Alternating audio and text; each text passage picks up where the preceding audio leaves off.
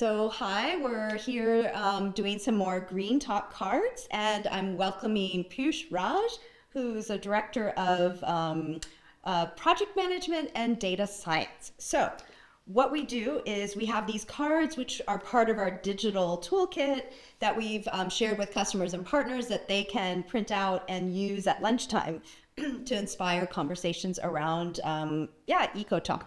So we're going to pick up the first one and see what it says. Okay, share an example of an eco-friendly product or innovation that you find particularly inspiring. So what do you think? Yeah, and I think I'll go perhaps with what we're doing, perhaps with the data ecosystem we have. Okay, I like it. And one of the things which perhaps I dream and wake up with almost every morning, that how we can use this data ecosystem in a better way. Of course, as of now, we optimize voyages. We look at in a specific voyage how we can reduce emissions.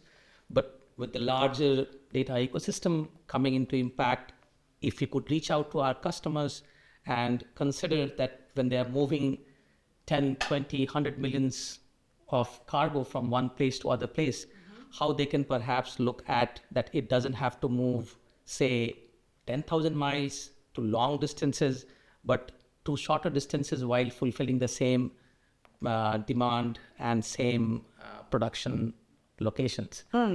Okay, so in not only utilizing the platform as someone who is trying to figure out how to sail from A to B or optimizing your route or your improving your performance, but also finding the insights from the data ecosystem, being part of the whole ZeroNorth infrastructure, and then finding those learnings that can help them with their strategic initiatives and priorities. Yes, maybe I can give an example. Okay. So think of like there's a commodity which is moved every year, 100 million tons from place A to place B, 5,000 nautical miles in a loaded passes and 1,000 miles on average on the ballast passes. If we look at this data and we can come up with insights which can help them to reduce the 5,000 miles on a loaded passes to smaller distances, then we are overall making an impact by reducing the ton miles what a commodity has moved, which has to go from place A to place B. I think it's important to kind of notate that what it takes to reach zero emissions is like a true partnership. So not just providing a software solution, but also to help customers with their strategic initiatives. Indeed. So, okay, I like that one. Should we take another card? Sure. Okay, so this one says, how can educational initiatives and raising awareness contribute to forging a more environmentally aware future? So that's do you have children? I do have. Okay, tell me. Now, since you mentioned that, I am reminded of an initiative which I worked together with other Science Olympiad coaches. And one of the topics which we take up is how wind turbines work. Okay. And I think what I learned engaging with these young kids and fellow coaches, that if you're able to start early, make these young minds aware of what are different renewable energy sources, they are very quick to pick on top of this. And, I was very proud when this team came up with a small wind turbine, which was working for a home setup, and now they're going to the state Science Olympiad tournament. And I think initiatives like this, which are taken at ground level in schools, which can make our kids ready for STEM leadership in future, could be quite impactful. Yeah, I agree. And also, we talked to Liesel earlier, who's from South Africa, and she's based in Copenhagen, and she talked about how her kids were planting tomatoes in order to, replace what they have used. So I think that's, super interesting. You actually are based in the U.S., and I think, there's also two things I want to mention. One is when you look at STEM education, which is science, technology, engineering, and math, I think from a Danish perspective, it's more broadly educated in the U.S. and perhaps Denmark is only in pockets that they're working with STEM education. And one of the importance about STEM education is it really creates this mindset of, problem solving. Yes. Can you talk a little bit more about the STEM education that, is leading the way in the US, if you know, or how that's involved in your own community? Yeah, of course. And, I, moving in from Singapore, I was quite impressed how the school and the community involves people and parents in participating where they have interest. And the good part is that the students or the kids are given startup kits, which they can use to work with their own hands and try and see that how easy or difficult is to understand the concepts and also put it into practice and see where are the challenges they can face. And while they're doing this, as facilitators, coaches and parents collect all the information, provide them that how this could be actually implemented tomorrow when they grow up, and they are trying to bring it around them. So they are given the tools and means to get started. They're given all the information. And I think by engaging both the students and kids with as many resources as possible, and they're not often very, I would say, cost or time intensive. So that works. That's how I see it. Yeah, interesting. My son actually is in a STEM-based high school here in Copenhagen. And it's a high school that I think just only started about 7 years ago, but it's really something that I have made sure that I educated my children very young around it. I happen to have 2 boys, and of course we can look at the gender gap in technology and maybe also in maritime, and there's some statistics that if you don't start educating girls in STEM education before they're 8 years old, so before 3rd grade, that the statistics go down dramatically, that girls are interested in the STEM arts. So I think it's important for us to make sure that, all genders are equally have access to STEM education. Great, indeed, yes. Yeah. Anyway, thank you so much for joining us in the Green Talk. It was really interesting. Thank you. Have a good day.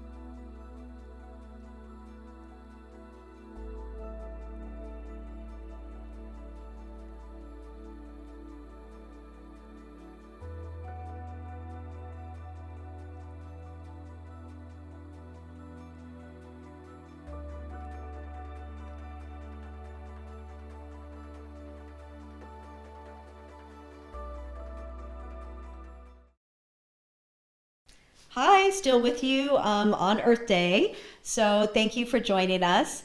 Now we're going to talk about the importance of bold leadership. If we're going to actually navigate our way to zero emissions, status quo will not get us there. What we need to do is we need to have bold leaders who will make the strategic decisions for the companies. We need bold leaders who will understand that we need to do things differently. And then we also need boldness in everyone in the industry to understand that this is not an easy journey that we're partaking on.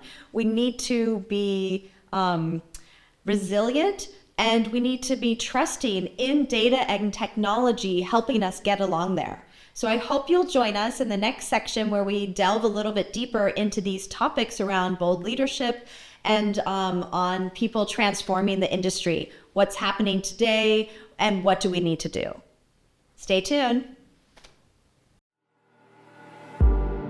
The world is in a climate crisis, and all industries must do their part to reach zero emissions. Maritime trade is critical to today's society, but is also responsible for 2.8% of all greenhouse gases. A future where global trade reaches zero is possible, but how do we actually get there? I'm Laura Jacobson, ZeroNorth's Chief Purpose Activist and an expert in sustainable shipping. In Navigating Zero, I'm sitting down with thought leaders to explore the inner workings of global trade, its massive impact on our society, and the obstacles it faces in navigating its way to zero. A view that takes the needs of future generations into account is critical if we are to change the world for the better. But how can legislation and policy be used to put a sustainable future first? My guest today is Sophie Howe, former Future Generations Commissioner for the Welsh Government. She held this position from 2016 to early 2023. In this unique role, she challenged policy and lawmakers to think differently about a wide array of issues, including poverty, health, and the environment. Sophie and the Welsh Government did something remarkable by putting future generations' needs as part of their strategy. By doing this, the measures they put into place made them accountable to unusually long-term goals. I'm curious to delve into how an extremely long-term view can influence how we change our perspective, create policies, and make decisions. Something that stuck with me from the talk that I listened to you at the Global Maritime Forum's annual summit in Athens. And that's why I wanted to have you on the show today, because I feel like, we talk about decarbonization, we talk about the climate, but we don't talk so much about the unborn generations. And you have this statistic that the world is unstable for 6.75 trillion people.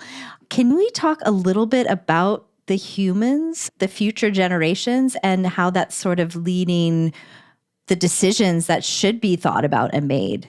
Yeah, absolutely. So, if we look 50,000 years to the past, there have been about 100 billion people who have been alive on planet Earth and are now dead. There's about 8 billion of us on planet Earth at the moment. And if we look 50,000 years to the future, based on current population trends, there's about 6.75 trillion people who are yet to be born. And we're at this critical moment. If you listen to what global climate scientists tell us, the IPCC, for example, it is code red for humanity. So what those of us amongst those 8 billion on planet Earth at the moment, and, actually in real terms, we're really talking about a tiny number of that 8 billion who hold the power, the wealth, who are taking decisions. That tiny number are basically setting the future, what type of future those 6.75 trillion people will have. And if we're talking about code red for humanity, there's every chance that if we don't start acting with their interests in mind, that they won't have a future, or it will be quite a dystopian future. And I think that there's some really interesting things about Indigenous wisdom, and I've been spending quite a lot of time with Indigenous communities over the last number of years. If you think about the Iroquois, who have this seventh generation thinking in their tribe, they think, how will this decision play out in 7 generations from now? If we look at the Maoris, for example, they're very much based around a connection between humans and the land they live on, and well-being and looking after the generations to come behind. And I think there's a lot that Western societies could learn from these Indigenous cultures that we haven't taken on board at all. And essentially what we've been doing is, raping and pillaging, quite honestly, our planet with no concern for the next generation and generations yet to be born whatsoever. And that cannot possibly be morally right. And if you're a politician, and, often politicians talk about their legacy, gosh, is that your legacy? That's pretty grim. Thinking about leadership and legacy differently may help us plan for the longer term. Something that really stuck with me about my conversation with Lord John Browne in a previous episode was how difficult it can be to mobilize key stakeholders to break the cycle of short-term thinking even if you're in a position of power. What makes his story more remarkable is that he managed to usher through a change of thinking in a time when no one else was really discussing climate change in a meaningful way. One of the first real tests of the Future Generations Act was blocking the M4 motorway extension. This was set to be a major building project in Wales. But before this extension was blocked, many people were skeptical that the act would actually achieve anything. I think there were some of the skeptics at the time who were saying, oh, well, it's all, motherhood and apple pie. What's not to like about it? And it's not really going to achieve anything. So there was still a fair amount of skepticism about whether this legislation would actually make any impact. So the first big test was the government had plans to spend the entire of their borrowing capacity building a 13-mile stretch of motorway to deal with the problem of congestion on one of our major motorways, the M4, around one of our cities called Newport. And to many of your listeners, this will be a common problem. Problems with congestion all over the world. Generally, the answer to congestion is to build another road or to build a bigger road. It's, not taking that long-term view, if you like. And so I intervened in that decision and I asked the government to basically show me how they'd applied the Future Generations Act to that policy choice. And please explain to me how it's in line with the goal of a prosperous Wales, which talks about a productive, innovative, low-carbon society, one which uses resources efficiently and proportionally and acts on climate change, because I can't see how building a road is going to reduce our carbon emissions, only increase them. Can you tell me how it's in line with the goal of a resilient Wales, which is about enhancing, maintaining, restoring nature and ecosystems, because the road was going to go through a nature reserve? Can you tell me how it's in line with the goal of a more equal Wales, because 25% of the lowest income families in this region don't own a car? So are you saying that the best public policy choice that you can come up with to spend the entire of your borrowing capacity is something that doesn't benefit those who were worst off in our society? And to cut a long story short, the government really struggled to justify that. They changed their minds, they cancelled the road building project, they set up a commission with terms of reference based around the Future Generations Act and delivery of the 7 wellbeing goals, and the proposals instead is to spend that money investing in better public transport, active travel, new bus lanes and routes and so on. And it didn't stop there, because I then intervened in all of the decisions that the government had on their books around road building. And then we looked at 55 pre-approved road building schemes to apply that same test. And of those 55, 51 of those road building schemes have been cancelled as a result of applying the test of well-being and long-term thinking. What Sophie and the Future Generations Act have managed to achieve so far has been remarkable. Other wins for Wales have included modernizing national school curriculums, the development of a 10-year strategy for healthcare, and more money being funneled into public transportation. All of these initiatives are a really positive step in the right direction. Time and time again, short-term thinking becomes the default. What is it about our psychology that prevents us from having a long-term view? Yes, there are some interesting studies about that. And there was one study in particular that looked at asking people to consider themselves in the future. They then asked the same people to consider a total stranger and a stranger in the future. And they hooked them up to one of those brain tracking devices to look at what the brain waves were doing when they were asked to think about those different scenarios. And what was really interesting about that is that the patterns when people were asked to think about their future selves were the same as the patterns of when they were asked to think about a complete stranger. So there's almost something in the neuroscience which almost hardwires our brain to ignore the future, even when it's particular to us. So we almost other the future in the same ways that perhaps sometimes we other people. They're not like me, they're different to me, I don't need to be as concerned about them as people like me. Now, I'm not saying that that is at all right, and I think that that's a fundamental problem in this planet, but that's probably a whole other podcast. But for the purpose of the future, we do seem to other the future.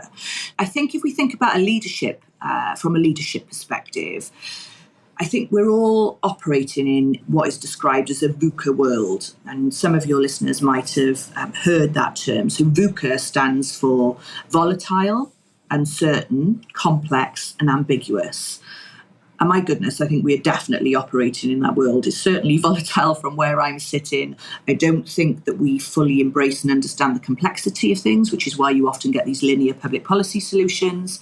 And definitely there's a lot of ambiguity about things. So if that's the reality of the world that we're operating in, what are the sorts of skills that we need our leaders to be developing? So I'm going to give you another VUCA around leadership skills. So if things are volatile, we actually need to have a vision. Now, that sounds like, well, yeah, of course we need to have a vision. But actually, most countries in the world do not have a long-term vision of where they want to go. They range between one electoral cycle to the next. Well, that's not a long-term vision at all. We need to have that long-term vision. So when things become volatile, we've still got that North Star of where is it that we're going? What are we trying to get back to? So that's the first one. So leaders need to have a long-term vision. If we think about the U, so uncertain. So if things are uncertain, we need to do the best we possibly can to understand. And that understanding is about understanding different perspectives. It's about understanding the potential long-term trends and scenarios. It's about understanding the lived experiences of people in the here and now and what that might look like in the future. So we need to go out of our way to understand better. And that means getting out of our silos. It means engaging, connecting, and so on.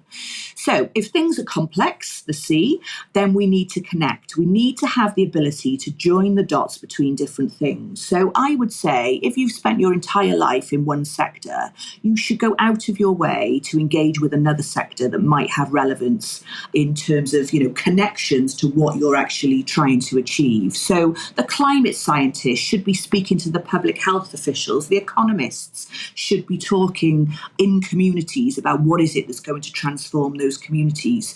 Climate and nature are all two parts of the same coin, if you like. So we need to be making those connections. And then finally, ambiguous. Things change all the time. And that means our leaders need to be agile.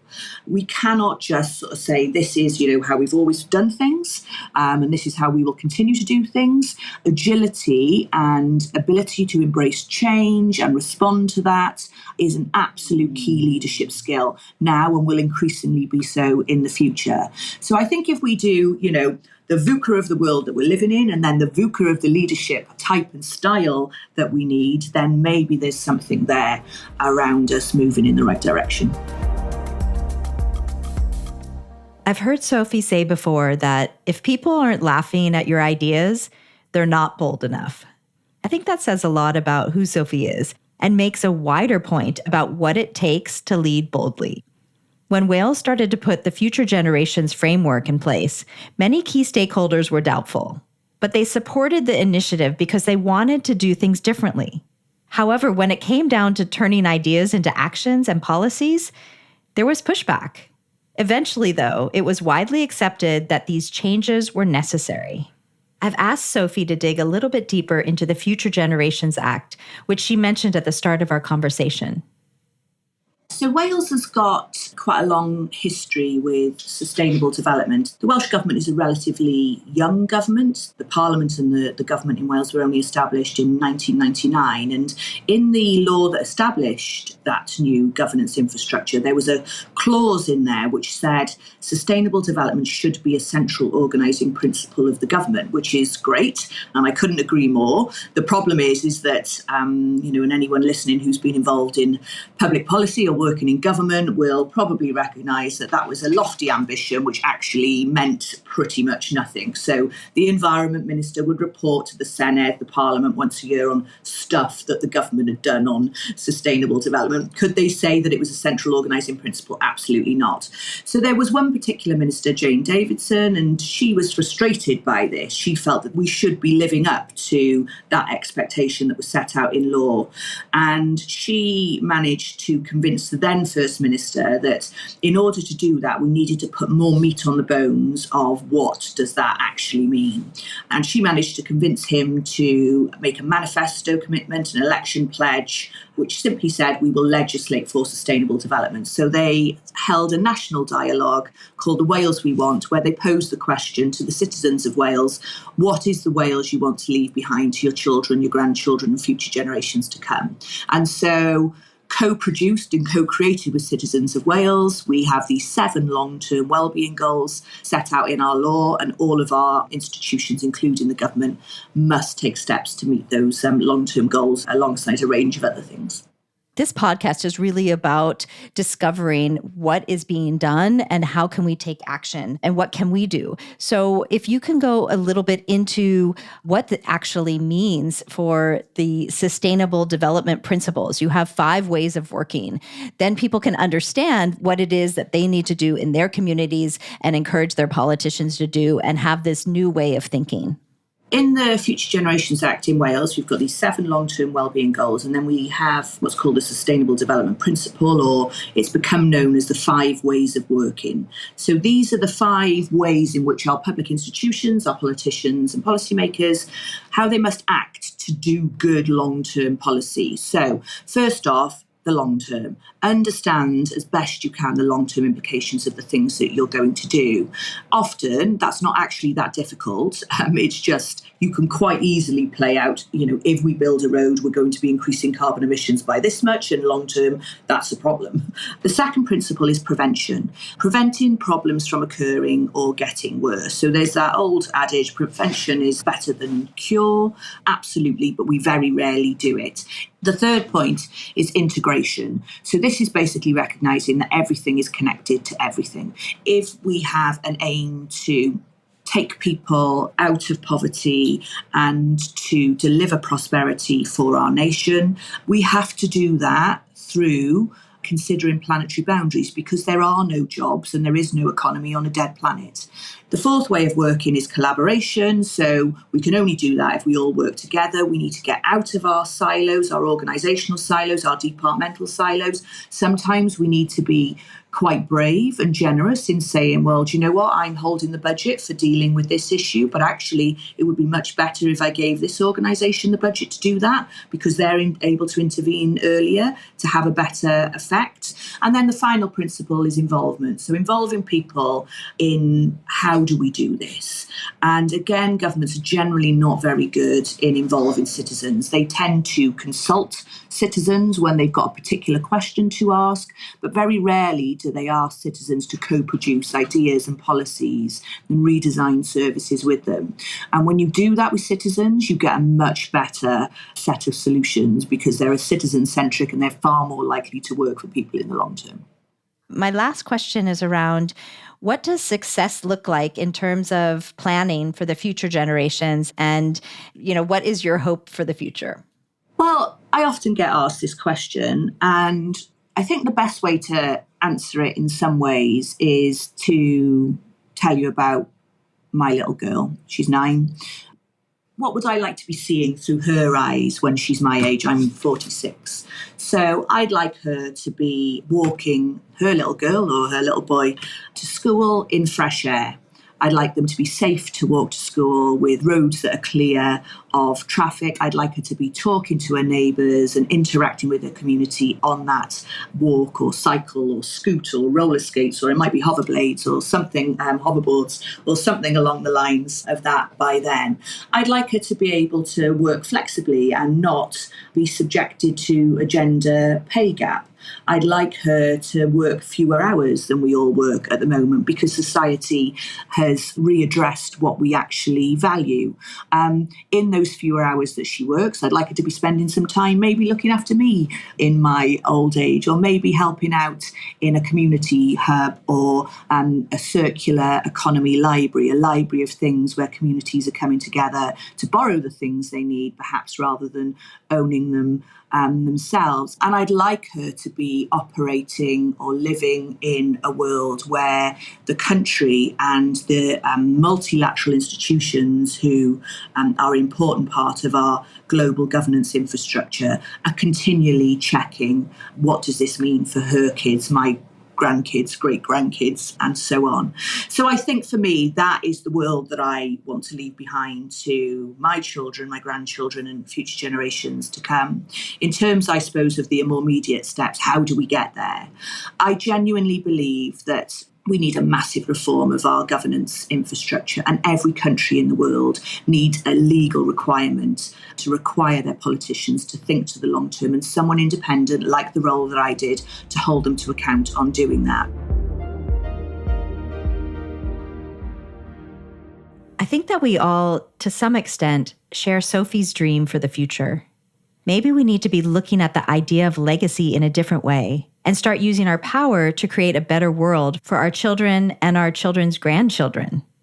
Some of the things I learned from my conversation with Sophie today are that it's possible to make change with the help of policy.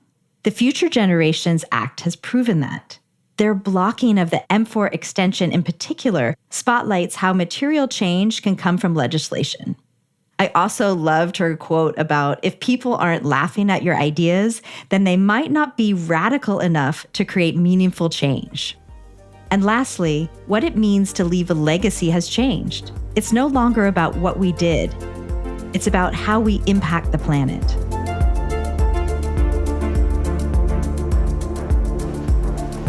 Thank you so much to Sophie Howe for joining me today. And thank you for listening to Navigating Zero, Global Trade's powerful wave of change. If this conversation has inspired you, then please follow us on your podcast app of choice for more fascinating discussions on how we reach zero. You can also subscribe to our newsletter. You'll find a link in the show notes. Bye for now.